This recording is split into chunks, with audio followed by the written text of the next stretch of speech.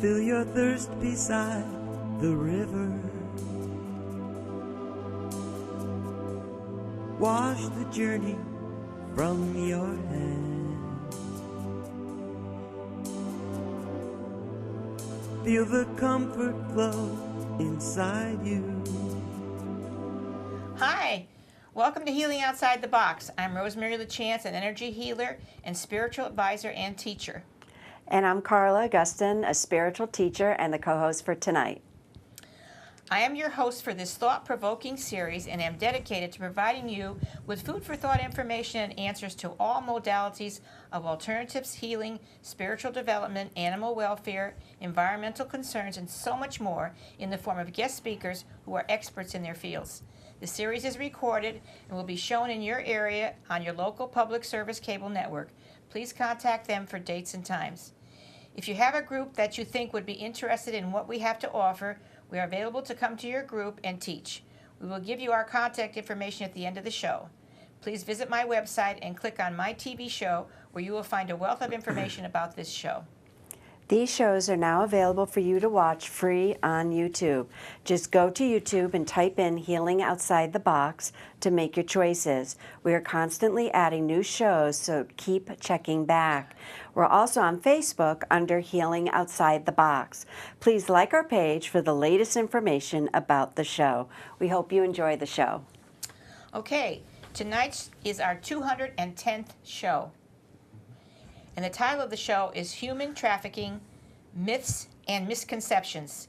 And our wonderful, wonderful guest is Raymond Bouchard, author, producer, and human rights advocate. Welcome. Oh, good to see you again. Welcome, welcome. It is always so Nice good to meet see you. Nice to meet you as well. Thank you so much for having me. Oh, it's wonderful to have you.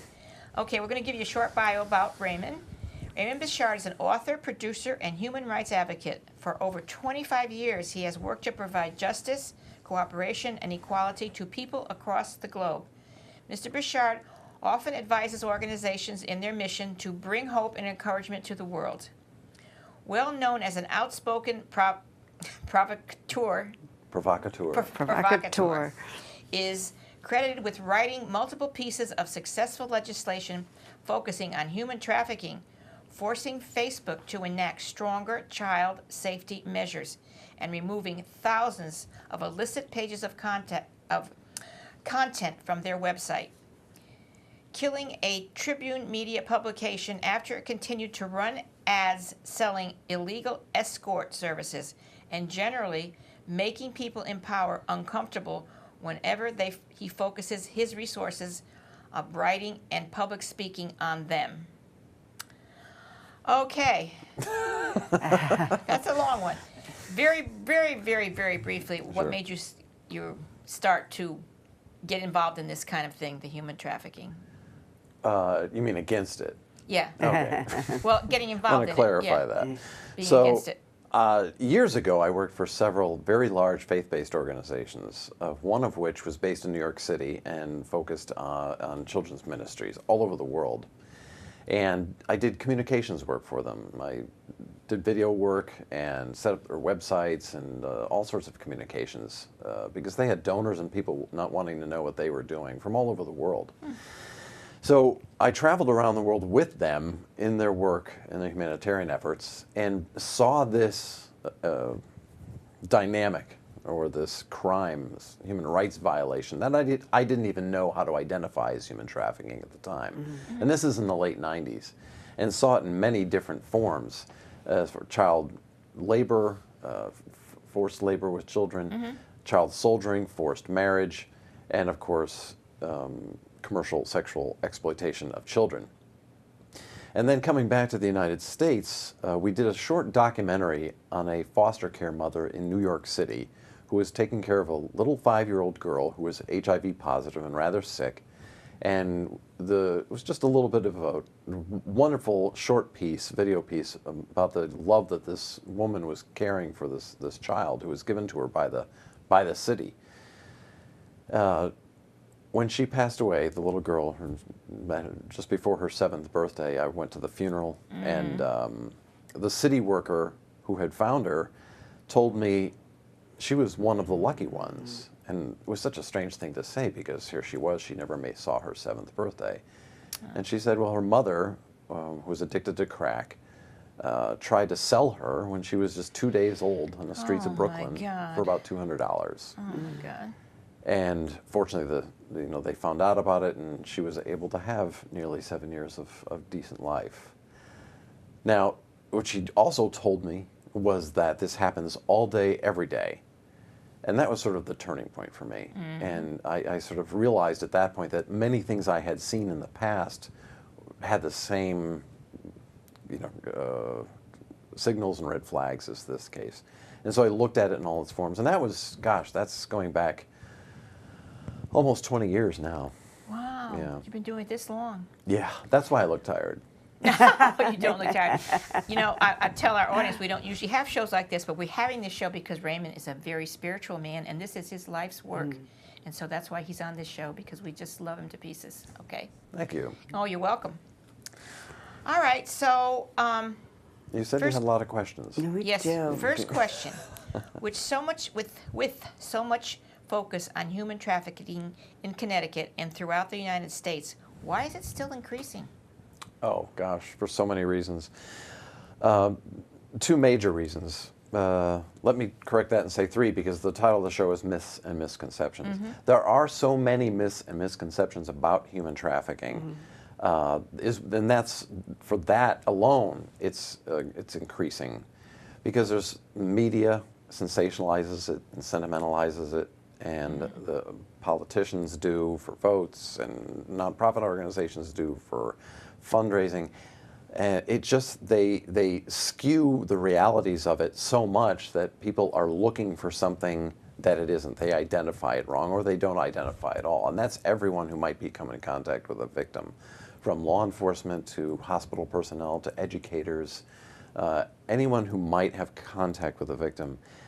Because of this sensationalizing and this sentimentalizing, they're just looking for the wrong thing. That's one of the reasons, the myths and misconceptions. And we can go through those if you'd like. Sure. But of course, the 2 other reasons are the opioid crisis and opioid addiction. It has reached epidemic levels in this country. Actually, it did a long time ago. Last year, in 2017, in Pennsylvania alone, there were more deaths by drug overdose, than all of the American military deaths since 9/11. Wow. That is something, isn't Last it? year alone, in 2017, there were more deaths in America by overdose than the highest year ever of AIDS victims, which was 1992, car crash victims, which was 1973, and gunshot victims, which was 1991. So we've surpassed the highest year of all those epidemics, and it's just increasing more and more all the time. So that's another reason. The 2 human rights violations, human trafficking and the opiate epidemic and people dying of overdose, you can't separate the 2. Because the traffickers are using the drugs to get young people and even people who are adults into this, and they're using it to keep them involved. It's the modern day chains and shackles. It's how they keep, if you want your drugs, you have to keep doing this. And then of course, you have to take the drugs almost to cope doing with it. But once they're addicted, which can happen so quickly, these, with the power of the drugs and opiates they have now that are available very, very inexpensively, it's incredibly easy for traffickers to find what they consider their product, males and females, to put out there for sale. And the final major factor in why it's exploding is the internet. So people say, well, it's so close, it's here in Connecticut, it's right in our backyard. Well, no, it's on your smartphone. That's how close it is. So no longer do customers, and mostly men, have to drive around to that red light district or that part of the city at night, if the weather's okay. So no longer they have to think, if it's snowing, it's raining, none of that, they don't have to get in the car. That's all gone. I mean, it still happens. There are still people walking the street, yes. But for every person who might still be out there on the street, there are thousands online. And Wow. you simply need to go to your smartphone and have someone just brought to you anonymously and instantly. And so the transaction is anonymous, it's instant, and it's 24/7. I mean, And is that like one of the myths and misconceptions, is that people don't realize this is a major big business? Oh, yeah. This is not just somebody that's perverted.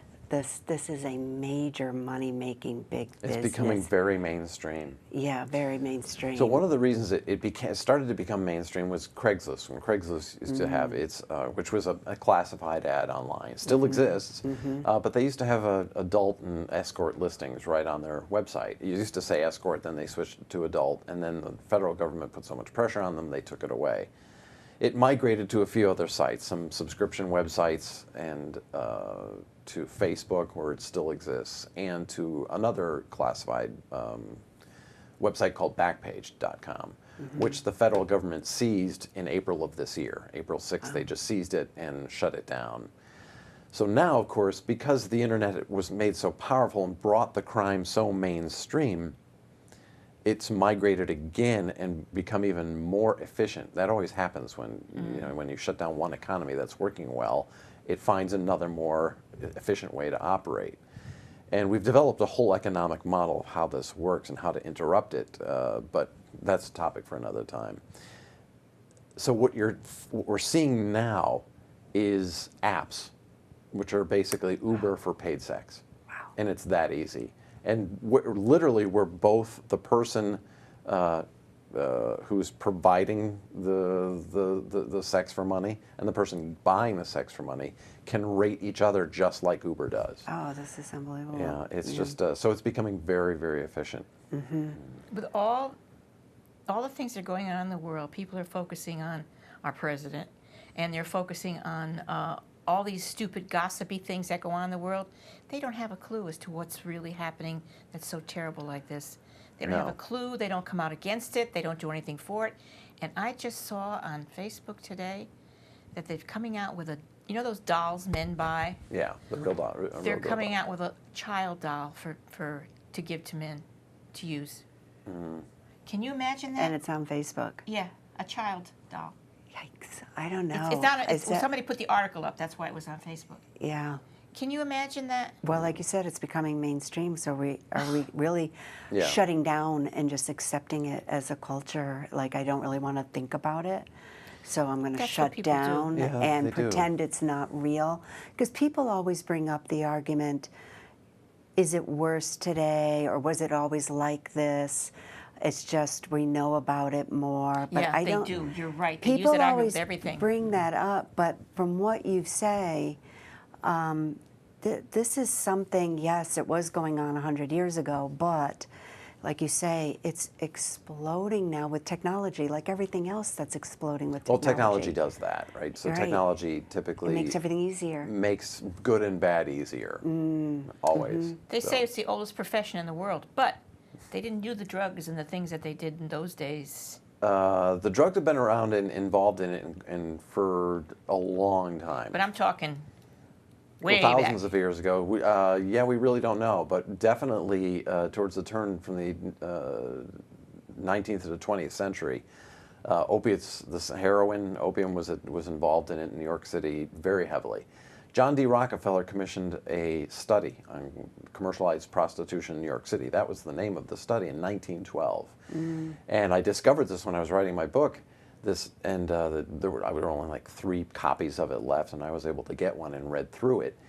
And it was incredible the way they describe how the crime happened and how the girls were recruited into it and how the pimps and the traffickers used them and the way they use drugs. It's exactly how it happens now. I mean, there's. So they make the people, the victims, really dependent on the drugs. Well, so dependent on the drug and dependent on the pimp trafficker as well. That. Okay. So they're recruiting them by pretending to love them even back then, and that's what they do much now. With low But see, self-esteem. Yeah. well, it's also people think of the pimp or the trafficker as someone that that's going to find them in a mall or online someplace, and yes, that does happen, or that they're kidnapped. That doesn't happen very much. It does happen, But you don't want the entire world looking for your product through an Amber Alert. It's much easier to recruit them. But many times, it's someone they know that recruits them, either an aunt or a boyfriend or a husband or a girlfriend. In the case that I wrote about, one of the girls in the pimp's stable, that's what they call them, recruited her niece, and then that niece recruited her best friend, and so it just spread out. They recruit each other because they get credit with the pimp for recruiting other girls. So it's extraordinarily diabolical and complicated in how it works, and each case is very, very different. And of course, one of the most difficult things, and a question I get asked quite often is, well, how do you know the difference between someone who's advertising online or somehow is trading sex for money of their own free will, or someone who's being forced to do it? And you just don't. That's a good question. You don't know until you know that person's story and why and how they're doing it. And that's one of the other myths and misconceptions, is that people think victims know they're victims. They don't. Typically, a human trafficking victim does not know they are a victim of the crime. They also, the myth is that they want to be rescued. They want to be taken out of it. And that's not necessarily true. Victims very rarely self-identify as such, because they still, even though they're doing it with somebody, they think it's a business, they think they've been led to believe that it's a personal choice, or they're choosing to do it because of the drug addiction. So rarely do they reach out themselves and ask for help. And typically they have to be identified some other way. That's true. I guess a lot of people think that they're just druggies and they do what they do and they deserve it. They don't understand. No, they don't. They just think it's a victimless crime, and it's just but it's so widespread, and there's almost no way out of it as a victim. There's almost no way out. I worked with one of the people I wrote about in the book. Her name is actually, I'd call her Marie in the book. In this book, yeah. And I worked with her for, met her 10 years ago this month. I met her in June of 2008, and she became a dear friend. And she was in and out of the life, as they call it, as they refer to it.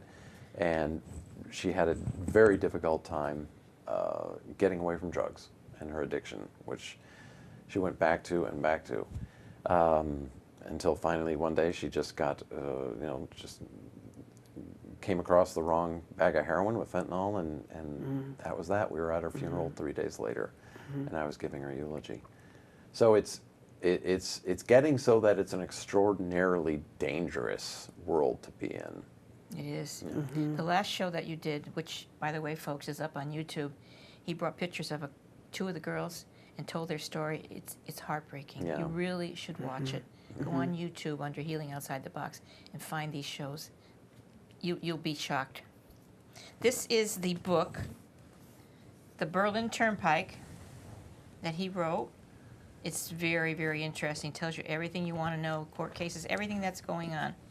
You can pick it up on, I'm sure, Amazon or the bookstores, and get this book so you can really find out what's going on, okay? Thank you. So let me ask you this. So does the average person, they don't have anybody in the family that's going to do that, they're not on drugs, do they have to be concerned? I mean, what do... Yes. Okay, so what... All right, this is good then, do. because this is what people think, like, well, that's not in our families, so we don't have to worry about it. So what are the things that parents can do to protect? Oh, that's a very good one. But okay, so let me. You just brought up two of the myths and misconceptions. Okay, good. All right. Yeah. One is that people don't have to worry if they live in a nice suburban town in Connecticut or anywhere across America. That's just not going to happen to them. That's just not true. So let me read a quote from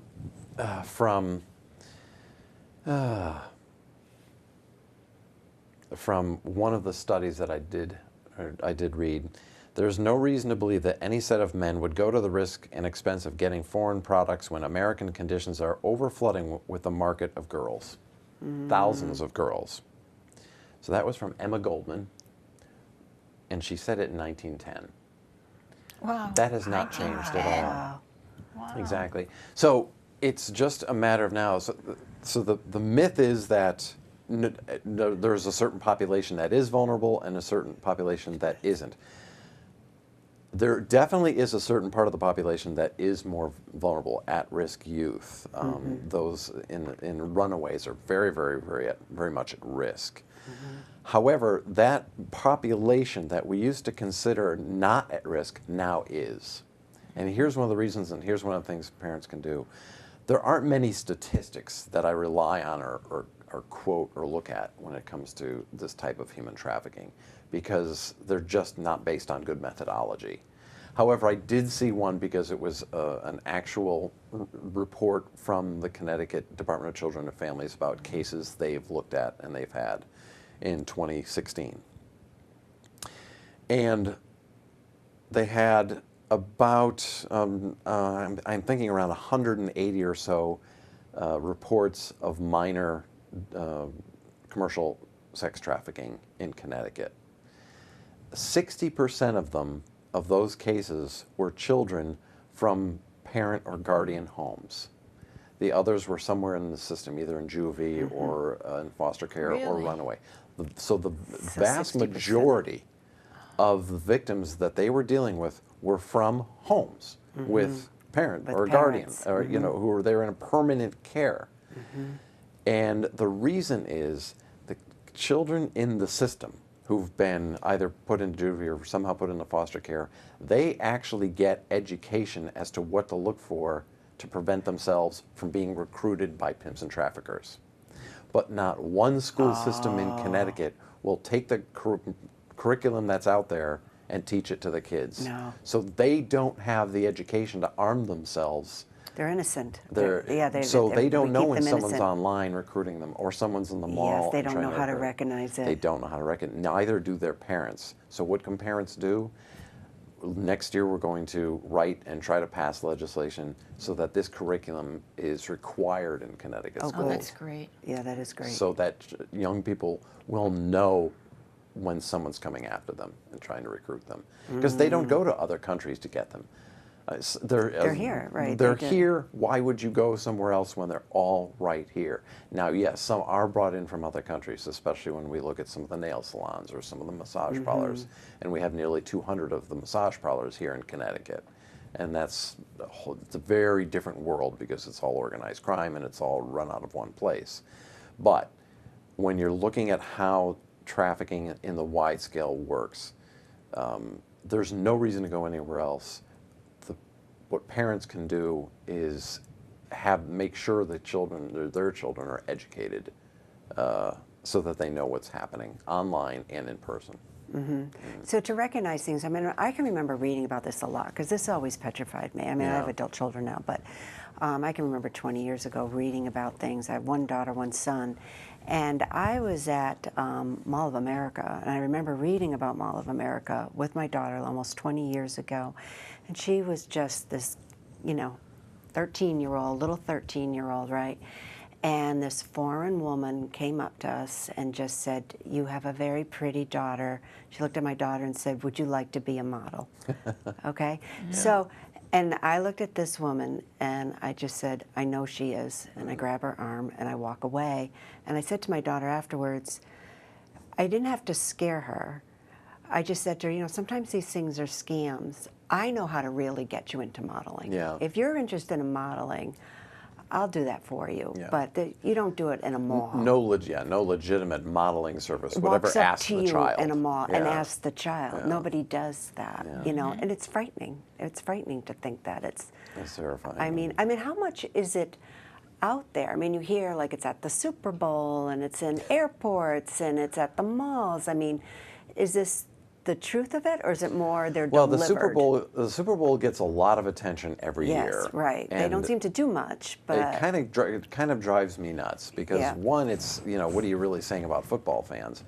But it's really the same stories get recycled every year, and you know what happens now is that the law enforcement in whatever city the Super Bowl is in is on high alert, and they make a lot of prostitution arrests, which then everyone who says it happens like at the Super Bowl is the biggest thing in the world, can say, look at all the prostitution arrests they did. They increased during the Super Bowl.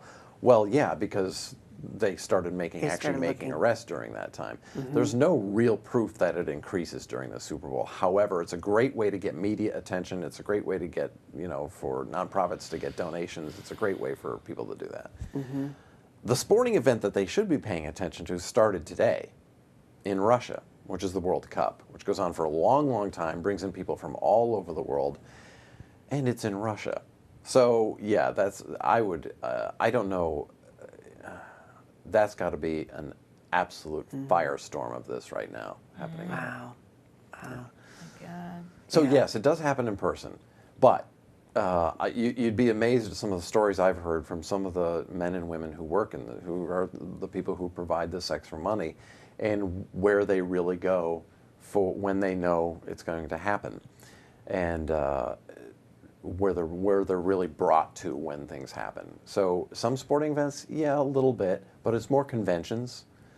So it's more, when in some of the larger conventions, and political conventions, religious conventions, everything. All of them. But the one I discovered was because after the ice storm hit Connecticut in 2011, there was an arrest, a prostitution arrest in Simsbury, Connecticut, the first one in their history. And the woman who was arrested for running it had been arrested previously in New York for prostituting. I'm sorry, she wasn't a prostitute because she's a victim, but she was 11 years old, the girl she was selling in New York City. So this woman had a record, a long one, and here she was in Simsbury. Why? Well, because tens of thousands of linemen had been brought in from all over the country to repair our electrical grid, which had been decimated by this October blizzard. So I started following predictable power outages after that. So when hurricanes were coming towards Florida, Texas, and some of the other areas, and we knew there would be power outages, I was looking at the advertisements online on Craigslist and Backpage. And then afterwards, when the mass power outages happened, and the last one was Irma in Florida, and I remember being here in Connecticut driving on 95 days before the hurricane was going to hit Florida. They knew it was going to, and line trucks, repair trucks were flying down. We're just going down 95 south from Maine, from New Hampshire, from Massachusetts, Connecticut. They were just sending everyone there to fix the lines they knew would come down. Well, sure enough, after the hurricane, I looked on Backpage.com, and the advertisements in every county that was affected by power outages went up by about 75%. Wow. So because you have men who are out of town, they are away from their families, no one knows who they are, they're staying in hotel rooms, they're working long hours, they're making a lot of cash, and so it's the perfect place to bring people to sell sex. Wow. So I've been trying to get people who are in disaster response areas, law enforcement, they also know that law enforcement in a disaster area is looking at, they're already very busy, so they can act with impunity in these areas. They can do this. But of course, the Super Bowl and things like that get all the attention. However, we're coming upon hurricane season now, and it'll happen again. Right. Yeah. Yeah. I mean, do you feel as though between pedophilia, sex abuse, human trafficking, sex trafficking, I mean, that humanity overall is bad, is you know what I mean? Is just, I mean, sometimes I find it overwhelming when I hear these stories that it just seems like such the underbelly of society, and I mean, they're working men, linemen. I mean, they're working people, they're family men.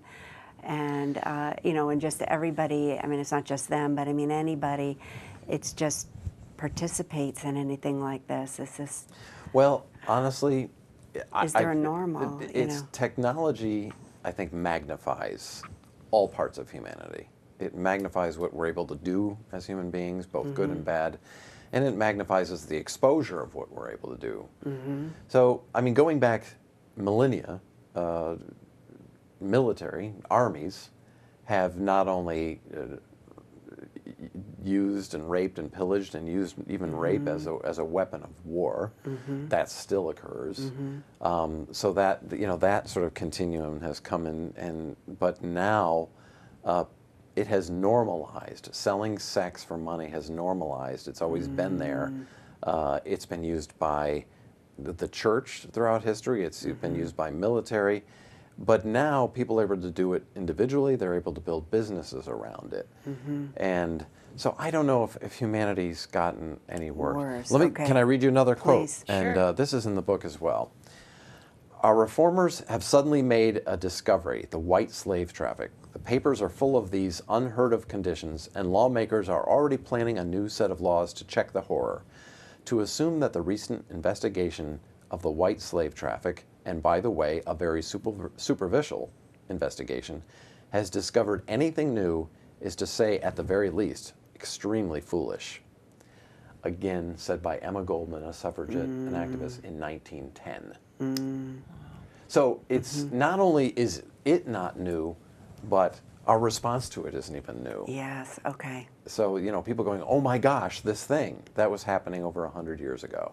And were people not paying attention then? I mean, actually, you know, or did they get more attention? And yeah, it's kind of interesting what was happening in the United States, especially centered in the urban areas, just after the turn of the 20th century, at the beginning of the 20th century, because that was when modernity and the industrial age were really coming in the full swing. And we were switching from an agrarian society to an industrial society. And for the very first time, young people were leaving the farm. They were leaving their family unit, leaving their small town, and going into a city. And this was a very, very new dynamic that was happening. So the papers at the time were all battling each other for sales and everything, really exploded what they called at that point an archaic term, the white slave traffic. Now we call it human trafficking.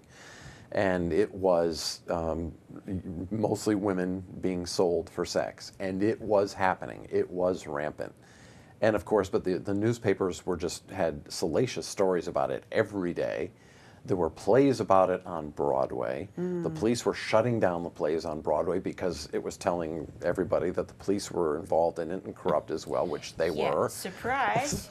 So, you know, so they passed a law very quickly, which you've probably heard of, the Mann Act, which was passed very quickly in 1909. A terrible law. In fact, President Trump just pardoned Jack Johnson, the first black heavyweight champion, who was arrested under the Mann Act.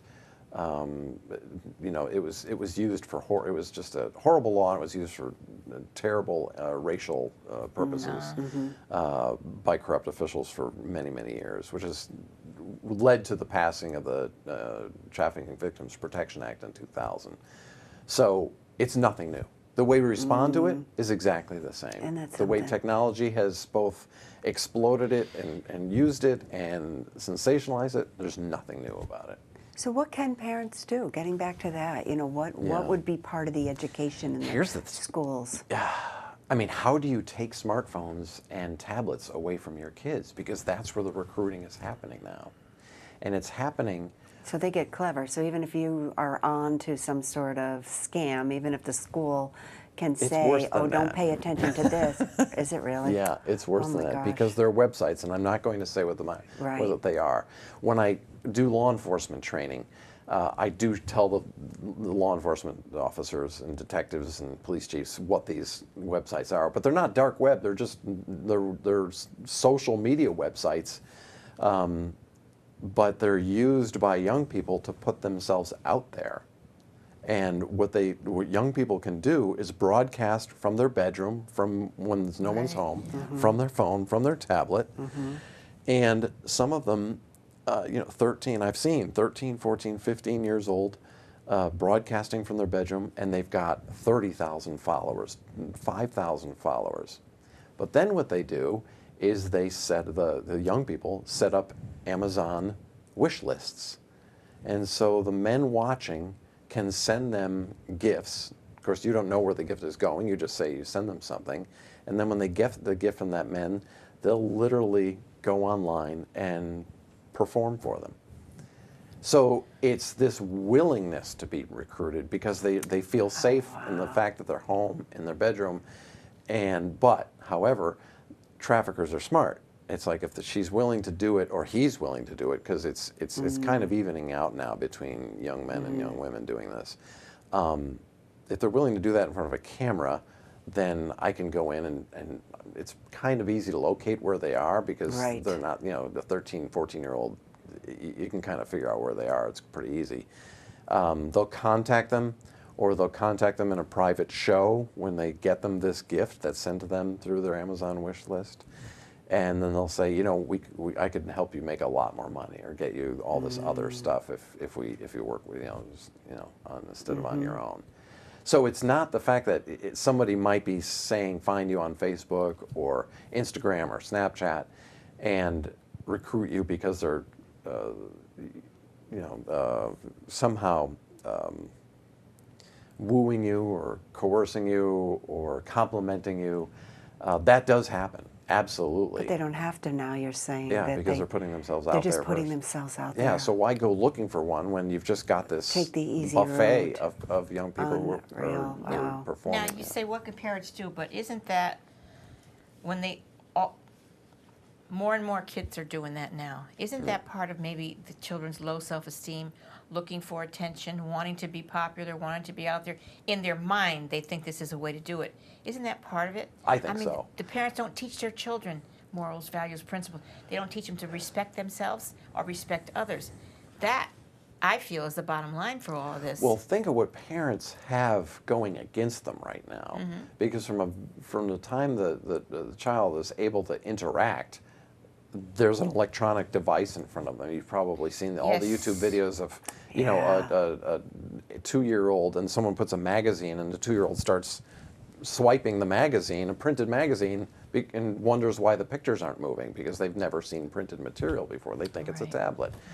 So you've got this incredibly sophisticated entertainment, not only entertainment media conglomerates putting content on tablets and phones and devices for young children, but you've got their friends doing, their friends are putting content on too. So there's pressure for them to put content on and to get followers and to get likes. Because now, quite frankly, if you're able to get enough followers on YouTube, you're going to make money. YouTube will pay will pay you. Whatever you're doing, if you're just showing. If you're 15 years old and you've got 100,000 followers because you're doing makeup videos and how to do makeup, you can get paid for that. You can get paid, you can start getting paid by Google, which owns YouTube.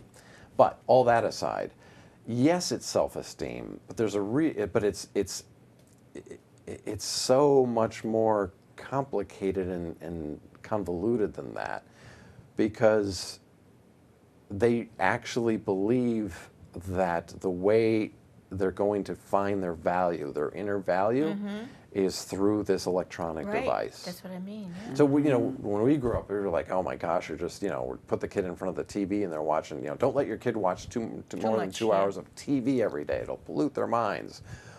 Well, this is all of that times 10,000 because you can interact with it. You can put your own content on, your friends from school, and the things what that means is it never goes away from the classroom to home. And it even carries over into the diminishment of their self-esteem through bullying. So sometimes people ask me why I do this, and the reason I give them is I really, really don't like bullies. Whether the bully is a person, an ideology, a corporation, whatever, I don't like bullies. I was bullied in school pretty badly. But when I got home, I was safe. I got into my home, I was safe, no one would bug me there, no one's gonna come to the door. I got into my room, I was like, okay, at least I don't have to worry about this until I walk into school tomorrow morning. That's not true anymore. They are not safe anywhere because of these devices. People can start harassing them and harassing their friends and reaching them wherever they are. They could be on vacation in Disney World with their family and look at their phone and still be bullied. I've seen in restaurants, families. Yeah. And the parents were on the thing too. The whole family was on this. Or I've seen where the kids are on it, but the parents aren't. Can't the parents say, "Put that away now? Yeah. We're having a family time together." Why can't they do things like that? They don't. Yeah, there is an addictive quality to the devices themselves. We know that. Yeah. That the part of the brain that gets stimulated when you get a like or something is the same part of the brain that gets stimulated when someone holds your hand or when someone you love strokes your hair. It's the same thing. It has an extraordinarily addictive quality. And when you've got that input from the time you're able to interact, from the time you're months old or a year old, and your parents, you have this device, and of course there's devices for children. They might not be a phone, but they might be a game or something like that. It's hard to break. It's hard to break them of that. Hard to break a 7-year-old or an 8-year-old of that addiction when it's already, when you see the parents doing it and everybody else in the entire culture doing it as well. So it's an extraordinarily accepted behavior because to them that's a real way of communicating and have relationships. Younger people now don't see that as virtual. You know, to them that's reality. Right. So when someone's talking to them online It's and actual complimenting connection, them, yes. that is an actual human connection to them. It's not virtual, it's real. It's not virtual. Yeah. Do you think it's a bad idea for parents to be posting, you know, their children, here we are at Disney, here we are for pizza, here we are at school, Yeah, right. here we are, you know, I mean, here we are. I mean, you can follow a kid. I mean, you can figure out where kids live pretty quickly. It's, I see some of the photos that parents post sometimes, and I'm just like, oh. Why'd you do that? Yeah, that's just. That wasn't a good one. Just because they just don't realize that Where it's going. Everybody can see it. It lives forever on the internet. It's not just grandma. It'll it's not never go away. And it'll never go away. You know, so yeah, if I were to have a young child now, I would say, trust me, I had a kid. I'd draw a pencil sketch or something, but I would never ID them online because that just it's so easy. It's too easy to exploit or harass or abuse, and from anywhere in the world at this point. Right. You know, you don't know. It's basically it's not just a glass house; it's a broadcast house. Oh, I have to remember that. Yeah. You're not just making your house made out of glass. You're broadcasting out to the entire world permanently. Right. And it'll never go away. Yeah. So it can be a dangerous thing. How I know you're working on it, but I'm thinking in my mind while you're talking, how do you solve this kind of thing? How do you solve? I know how to solve. I know what it would take, but everybody just laugh at me anyway. So, you know, how do you stop this from happening? You know what? What? That's one of the myths I talk about and myths and misconceptions. You can't. You can't. I mean, and if I had the answer to that, right, you would be doing it. I know that's why I hesitated, but so, I'm thinking. It's just a matter of letting people know, you know, it's making people aware because so that they can protect their own families. Yeah, exactly. From this and to be aware of what to look for. It's kind of like when people first started going into the cities and industrial areas over 100 years ago. You know, you can't just walk around innocently. You can't come from the farm and walk around New York City, whether it was 1910 or 2018, and you have to be on guard. But if you don't know you have to be on guard or how to guard yourself, you don't. So it's a matter of one, educating them, but two, yes. It's very interesting. I was at a training session. It was a week-long training session given by the National Center for Missing and Exploited Children. And it was 5 days, intensive, and it was detectives from all over the country who focused on internet crimes against children and this type of crime. And they allowed me to go. I'm a civilian, but I was allowed in. And at the end of the week, about 50 detectives who had all been on the force for decades sat around and just said, so what do we do? I mean, how do we stop this? And one of them just said, you just got to love your kids. And that's what it is. Because the first person that says to a young person or shows them love and attention, lets them know they're important and interesting and have like value. They do, you know, like pretty. Yeah, you're pretty, yeah. Is going to have that, is going to have that young person's heart. Now that should be the parent. That should be the parent. You know, that should be a parent. That's what I mean, yeah, more of that, much more of that. Yeah, that- exactly. Mhm. That person, the person you should feel love from, is the person who's going to be with you the rest of your life and care for you and protect you and guide you. This is the one you can trust. Exactly. It shouldn't be a complete stranger online, but more and more so now it is. Would that be a part of the training then, making parents aware of that type of thing? If they'll listen, because if remember they'll now listen. we're not on just the, you know, we talk about parents don't know how to raise their kids right now. We're on the second or third generation of parents who don't know how to raise their kids or don't know how to show this genuine safety love. You know, so not only did a young child's parent not know how to do this, their grandparent didn't. Perhaps their great-grandparent didn't either. So what chance does this child have now? It's a perfect recruiting ground for someone to come along and say, hey, did you know how special you are? Do you know how pretty you are? That's what I mean. The low Do you know, self-esteem. how you and I together, we could conquer the world. You know, we could do anything together. I've never met anybody like you before. You're just the most amazing person. I love to hear those words now. Everyone does. Everybody does. But if you've never heard them before, and you're young. 12, if you're 16, if you're 25, it's very easy to get that person to become addicted to you. Yeah. Yeah, it's depressing. I do this a lot to people. Sorry. Yeah, you know, no. You said, actually, you said in a previous interview, I was watching one of the ones that on Rosemary's show, that it can ruin your life. It can ruin, you know, you're involved in this work so much. You've been doing it a long time. You know, it can affect your sleep. It can affect relationships. What do you do to unwind, or what do you do just to release the negativity of everything you hear? Yeah. You know, that this is, you know, you're not delivering babies. You know, I mean, you are there in the it's very dark. trenches. It's very dark. It's the real underbelly.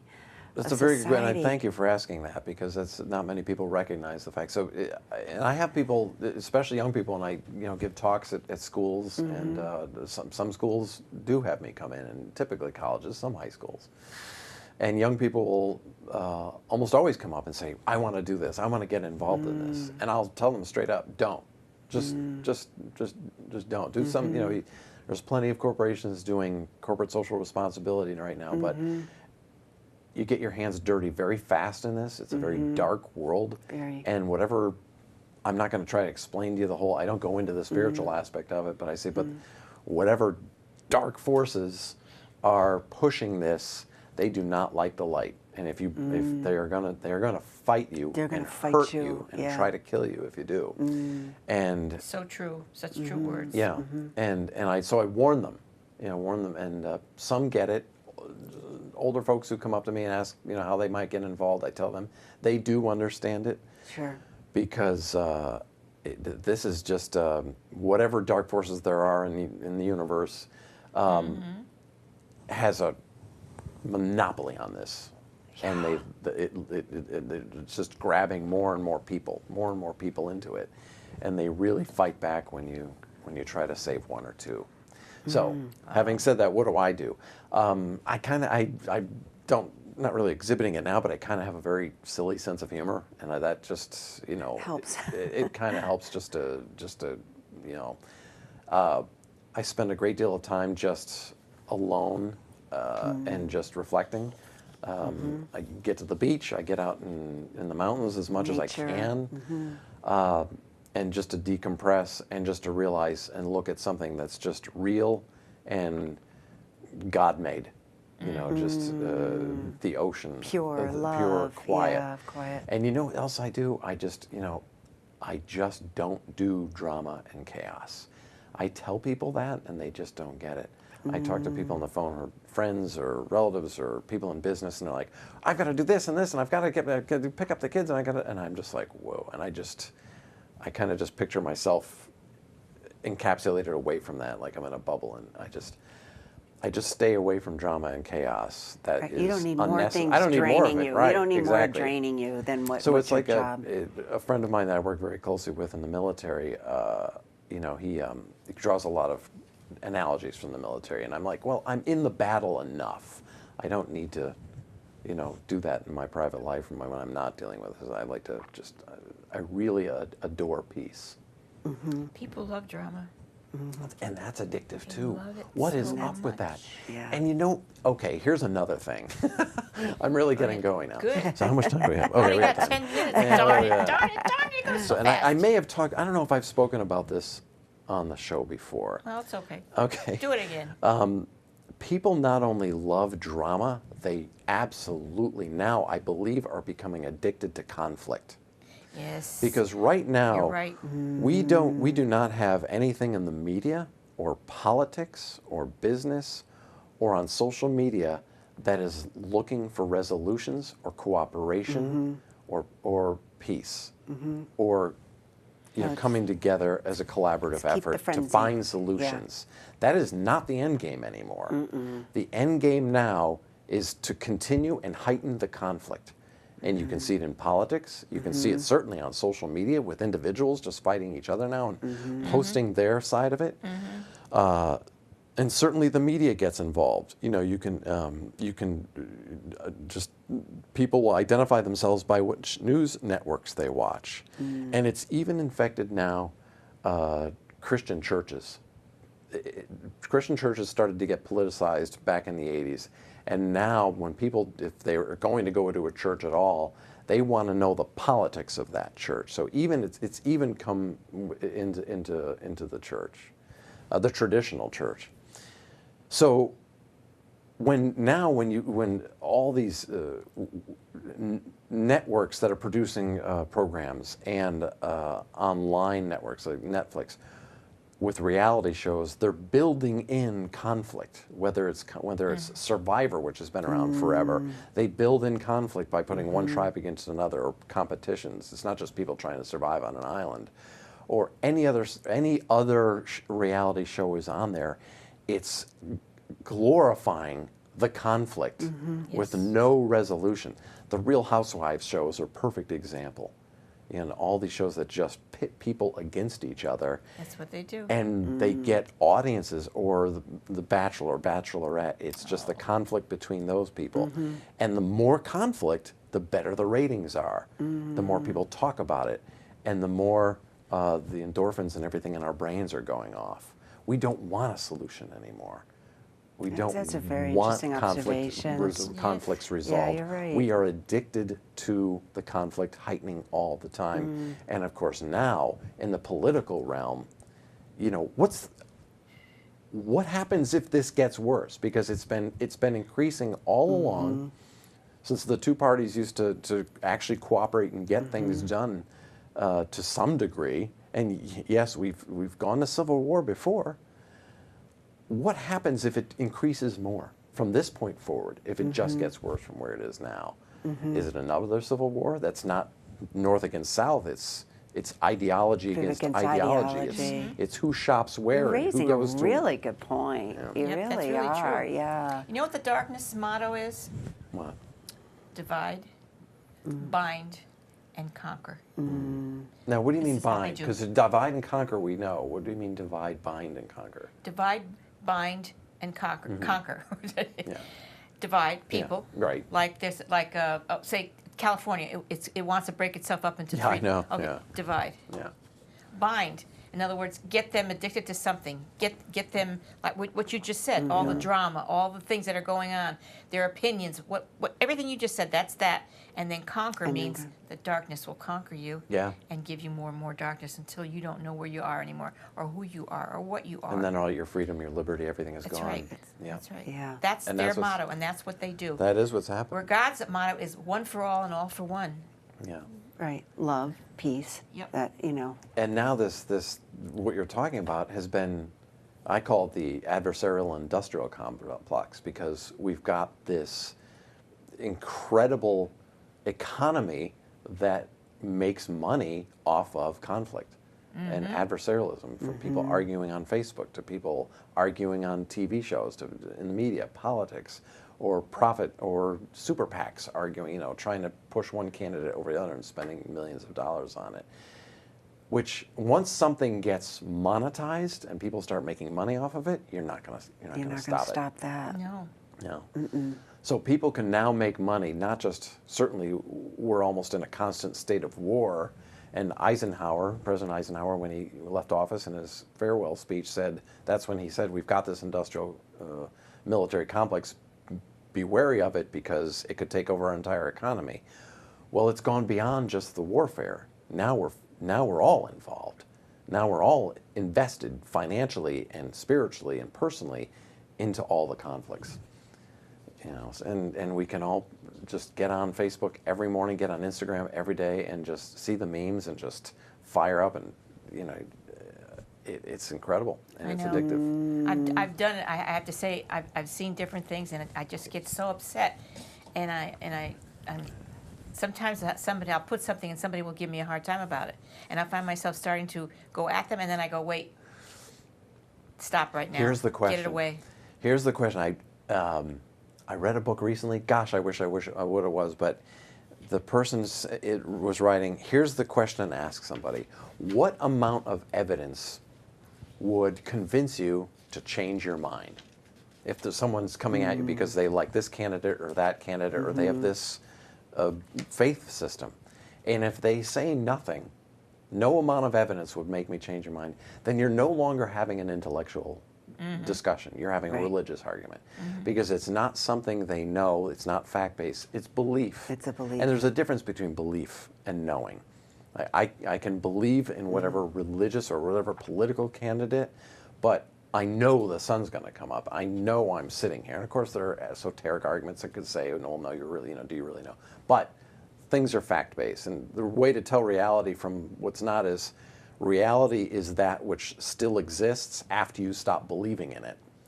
So when someone says no amount of evidence will convince me to change my mind ever, then you know you're not having an intellectual discussion anymore. Now that sounds crazy, but No, it doesn't. if you go to a parent, any amount of evidence stop you from believing, is it loving your child? No.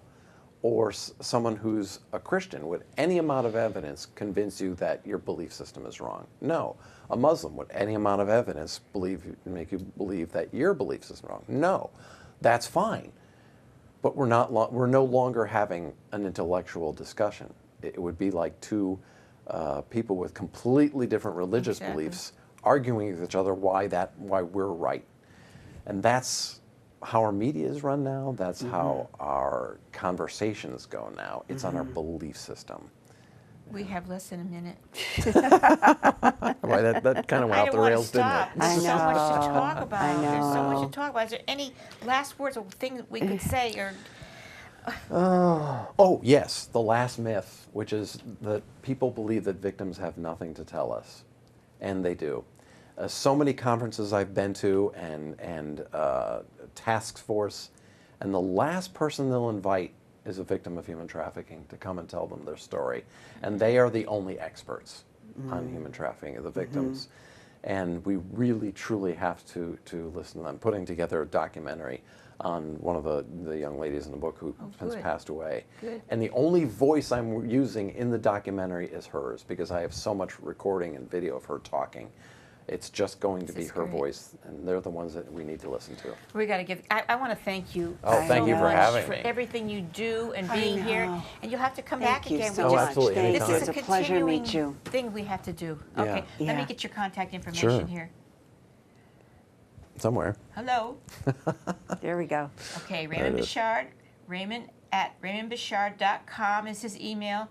www.raymondbouchard.com is his website, and his phone is 860-227-4029. And there's a great deal of material on the website for training, for law enforcement, for medical personnel, for educators. Great. Great. So take advantage of that. Yeah, sure, quick. And Carla's Carla Augusta, www.carlaaugusta.com. And ours is, Rosemary Lachance, 203-627-7966. White Buffalo, Comcast.net, my website. And please go to www.gabriella-publishing-house.com, where you get a wealth of information on the spirituality that is involved with every part of life. Do that for yourself. I'll be back Bye, if you want me Raymond. back. Yeah. Oh, we want you back. Really, not so long this time. Okay. Mwah. Good night, everybody. Bye. Thank you. fill your thirst beside the river. Wash the journey from your hands. Feel the comfort flow inside.